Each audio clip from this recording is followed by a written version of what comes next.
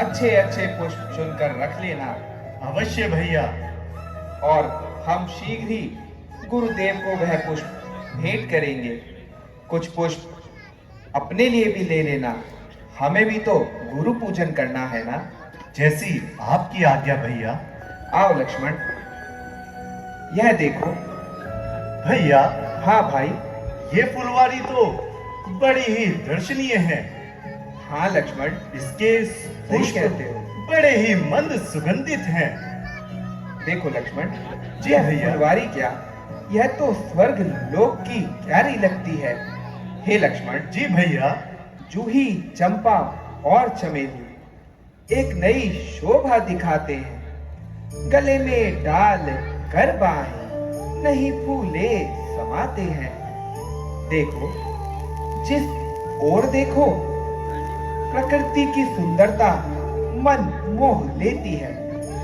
मन करता है कुछ समय यही इस वाटिका में दिया जाए। अवश्य भैया।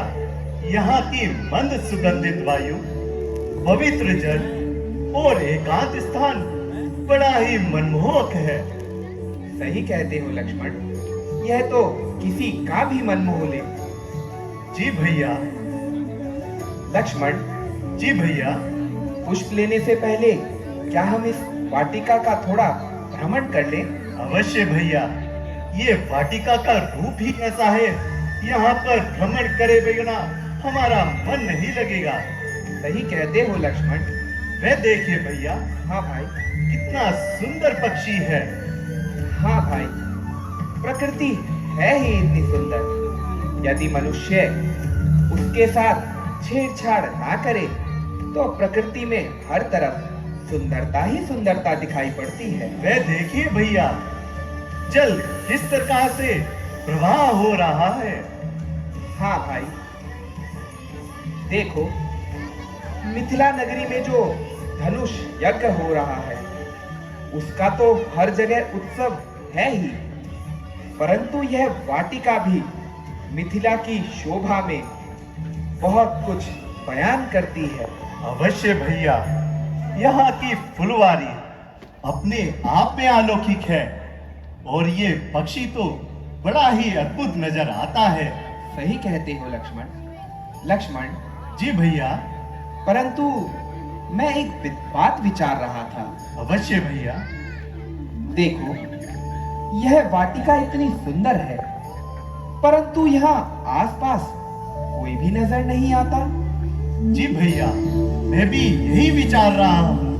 इतनी सुंदर वाटिका, परंतु यहाँ पर कोई मनुष्य नहीं दिखाई देता। कहीं इसका कारण यह तो नहीं कि सभी धनुष यज्ञ की और स्वयंवर की तैयारियां कर रहे हो। जी भैया, मुझे भी कुछ ऐसा ही प्रतीत होता है। तुम्हें तो पता ही है, गुरुजी के पास भी वह दूत पत्रिका लेकर तो आया ही था। तो लक्ष्मण, जी भैया। हम भी एक कार्य करेंगे। अवश्य भैया। जिस नगरी की इतनी सुंदर वाटिका है वहां का महोत्सव कितना सुंदर होगा। जी भैया, मैं भी कुछ ऐसा ही विचार करता हूँ। तो भाई, हम एक कार्य करेंगे। हम गुरुदेव से आग्रह करेंगे कि वह हमें भी उस स्वयंवर में ले चले। अवश्य भैया, गुरुदेव तो स्वयं ही ये चाहते हैं कि आप स्वयंवर में जाएं। हाँ भाई, देखो, हमें स्वयंवर से तो कोई कार्य नहीं, परंतु जब गुरुदेव को बुलावा आया ही है तो हम उनके सेवक उनके साथ में तो रह ही सकते हैं ना। जी भैया, गुरुदेव की आज्ञा का पालन अवश्य भैया। तुम जितने सेवा भावी हो उतने ही क्रोधी भी हो। नहीं नहीं भैया, मैं यदि कोई कुछ कह दे तो उसकी बात को हृदय से ना लगाना, उसको अवश्य भैया। क्षमा कर देना। जैसी आपकी आज्ञा भैया, परंतु ध्यान रहे, मेरा स्वभाव आप भली भांति जानते हैं। यदि कोई अनुचित वचन कहता है तो मुझे कदापि नहीं गवारा होता है, और वो भी मेरे प्रभु श्री राम के लिए तो कदापि नहीं। मैं जानता हूँ लक्ष्मण, तुम तनिक भी चिंता ना करो। आओ लक्ष्मण, हम इस ओर चलते हैं। लक्ष्मण, जी भैया। हम भी अयोध्या लौटकर एक ऐसी ही वाटिका का निर्माण करेंगे। अवश्य भैया, यदि आपके मन में ऐसे विचार हैं तो आपकी आज्ञा का पालन अवश्य होगा। हाँ लक्ष्मण, देखो कितनी सुंदरता है इस वाटिका में। प्रकृति सारा उपवन झनकार उठा, छा गई सरसता कमलों में, भ्रमरों का दल गुंजा। इन सुंदर शब्दों को सुनकर भासित होता यह भ्राता है, दुंदुभी बजाकर कामदेव दुनिया पर चढ़ता आता है। हे लक्ष्मण, जी भैया। यह देखो, जो नयन सजी ले रहे सदा, उनके अब रंग निराले हैं। जिन कानों से उपदेश सुने, वह भी अब कुछ मतवाले हैं। भैया, मुझे भी कुछ ऐसा ही प्रतीत होता है। ये मधुर संगीत यही जनकपुरी में अवलोकित हो रहा है। हाँ लक्ष्मण, परंतु मुझे तो उस ध्वनि के साथ कुछ ध्वनि और सुनाई दे रही है। कुछ और ध्वनि? हाँ भाई, भैया, किस प्रकार की ध्वनि? ऐसी ध्वनि जो मेरे संयमी शांत स्वभाव को विचलित कर रही हैं। मैं जो एकाग्र चित्त से अपने गुरु की सेवा में रहता हूँ। कुछ स्त्रियां इधर पूजन के लिए आ रही हैं।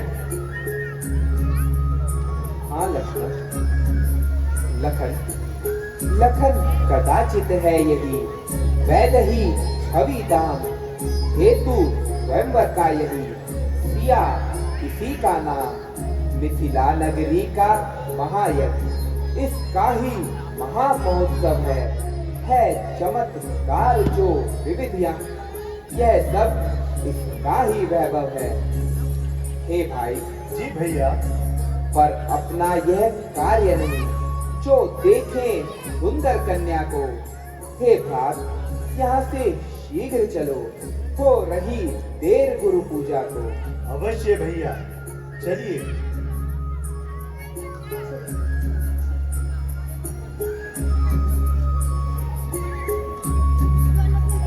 चलो सखी, हम भी यहाँ से चलते हैं।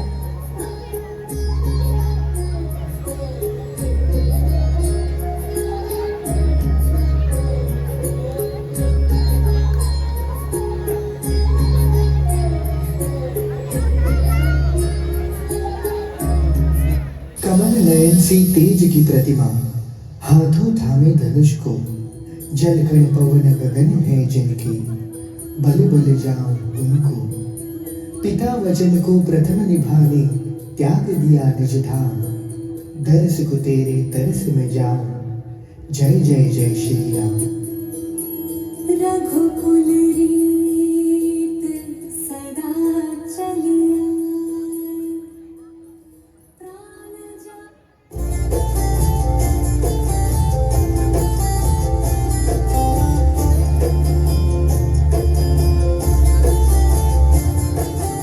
भैया,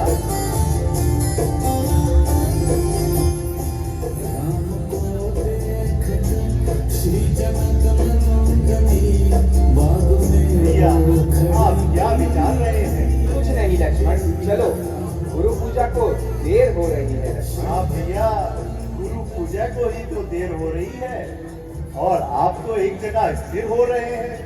लक्ष्मण, मैं कुछ विचार कर रहा था। क्या विचार कर रहे थे भैया?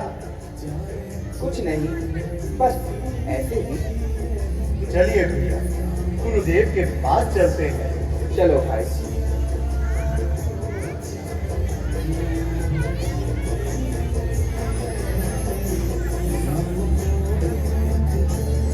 राजकुमारी, तुम इतनी देर से उस ओर क्या देख रही थी? हाँ हाँ, बताओ भी, कहीं आज मन की चोरी तो नहीं हो गई? क्या बताऊं सखी, क्या बताऊं? उन श्यामवर्ण कुमार का रूप कितना अनुपम है, कितनी शोभा दिखाई दे रही है।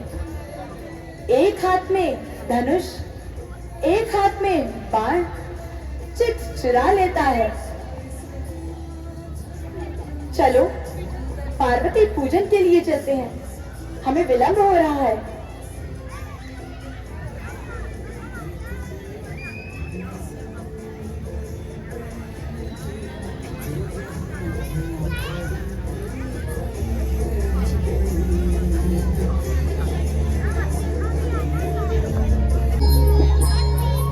चलो, हमें पूजा के लिए विलंब हो रहा है। हाँ हाँ राजकुमारी, चलते हैं। माता पार्वती के दर्शन पाए और उन्हें अपना मर्म सुनाए।